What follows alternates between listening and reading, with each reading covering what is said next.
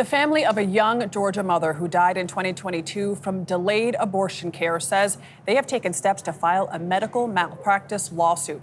28-year-old Amber Thurman experienced complication after taking abortion medication and was rushed to the hospital. But reports say doctors waited 19 hours before performing surgery to remove the fetal tissue. These details come from a ProPublica story published in September. The report includes information from a private state investigation that outlines Thurman's treatment and death. In a network exclusive, CBS News national correspondent and weekend news anchor Jericka Duncan spoke with Thurman's family in Atlanta, as well as the reporter who first broke the story. Jericka joins us now. Good morning. Yeah, very, very difficult story. We were grateful that the family did talk to us. You know, Georgia has a maternal mortality review committee made up of more than 30 experts, including 10 doctors. Now, it reviews patients' cases to identify the root causes of Georgia's increasing maternal mortality rate. Their findings are not made public, but ProPublica obtained a copy of the report, a report not even seen by Amber Thurman's family. And we will speak her name. Amber Nicole Thurman. Amber Nicole Thurman. Amber Nicole Thurman's tragic story has been used as a centerpiece of the nation's abortion debate. What happened to her was preventable. But Thurman's family wants her to be remembered as a real person. Amber was loved. She had ambitions, she had goals, she had dreams. Everything she did it for her son, to make a better life for him. In the summer of 2022, Thurman had just moved into a new place with her 6-year-old son, Messiah, and had recently applied to nursing school. But when she learned she was pregnant with twins, her family says she worried about how she would care for them. Me being her big sister, my response was, I support you in whatever decision you choose to make. I'm here. At the time, Thurman's home state of Georgia had just implemented its 6-week abortion ban following the overturning of Roe v. Wade. Weeks later, on August 13th, she was 9 weeks pregnant and decided to drive 4 hours to North Carolina to get a surgical abortion. Her best friend, Rikaria Baker, told the journalism outlet ProPublica she traveled with Thurman that day, but they missed the appointment due to traffic. According to ProPublica, a clinic employee offered Thurman the FDA-approved abortion pill combination that accounts for over half of U.S. abortions. Baker told ProPublica that Thurman signed a release stating she was aware there are sometimes adverse reactions. Days after taking the second pill, Thurman experienced severe cramping.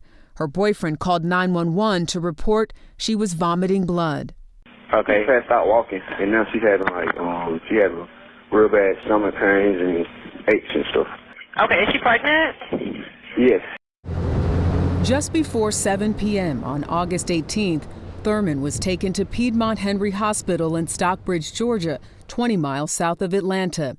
It would reportedly take 19 hours before doctors decided to perform dilation and curettage surgery, also known as D&C, a common procedure used to remove remaining fetal tissue from the uterus. You talk about being there. What did the doctors tell you? Nothing. I was led to believe we got her blood pressure stable. According to ProPublica, during surgery, Thurman's heart stopped. She died on August 19th of 2022. Her death certificate reads she died of septic shock and retained products of conception. I was there. She was giving me instructions.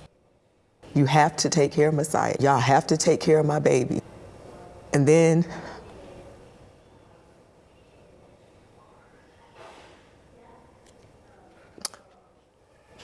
the next time I saw her, she was lifeless.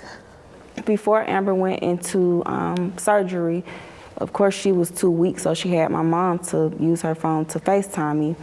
And I'm like, you okay? I'm just grateful that I did get to see her at least one more time, even though I had to see her like that. And it haunts me every day. It wasn't until September of this year that Thurman's family learned new information about their loved one's death.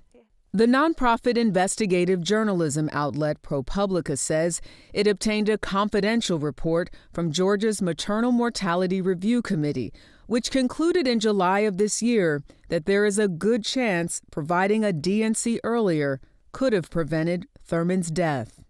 Kavitha Sarana is the ProPublica writer who obtained the report from a confidential source. Talk to us about what you saw in the report and how long the report was, what you were able to gain from the information you saw. Sure. I was able to see a summary of Amber's stay in the hospital from the time she arrived to her death. And I was able to review the findings that the committee makes. Sarana says the committee report summarized Thurman's treatment on August 18th and 19th. It showed Thurman's health was declining hour by hour. Despite her worsening condition, doctors didn't take her into surgery until 19 hours after she arrived. Your report says that this review concluded that there was a good chance that providing a D&C earlier could have prevented Amber Thurman's death. Right.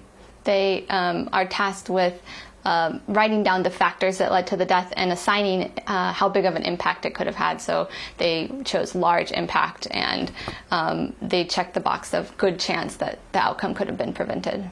You now say the world has to see my hurt. Why now? I was exposed. I'm exposed. I'm exposed to it. And to it being? The truth. The truth that it was preventable. The truth that she would still be here. The medical records still have not been released to tell us what is the narrative of the doctors who were treating her. A Piedmont Hospital spokesperson issued a statement to CBS News saying in part, Ms. Thurman presented in our emergency department in serious condition and began receiving care upon arrival. The care we provided in our efforts to save Ms. Thurman's life, including the timing of her diagnostic workup, stabilization, interventions to treat her sepsis, and surgery, were based solely on clinically driven best practices. Do you feel like it was a case of medical malpractice, or was this a case of a woman who had to leave the state that she lives in to get an abortion, which led to her death? I feel like it was medical malpractice, and I say that because it was preventable. They did not properly care for her. How do you feel about people making this an issue that's more connected to abortion rights and restrictions and how they are affecting women across this country? I don't understand how such a law could have been made.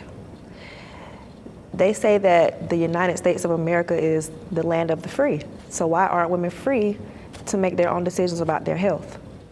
My sister died as a result, and I just don't understand it.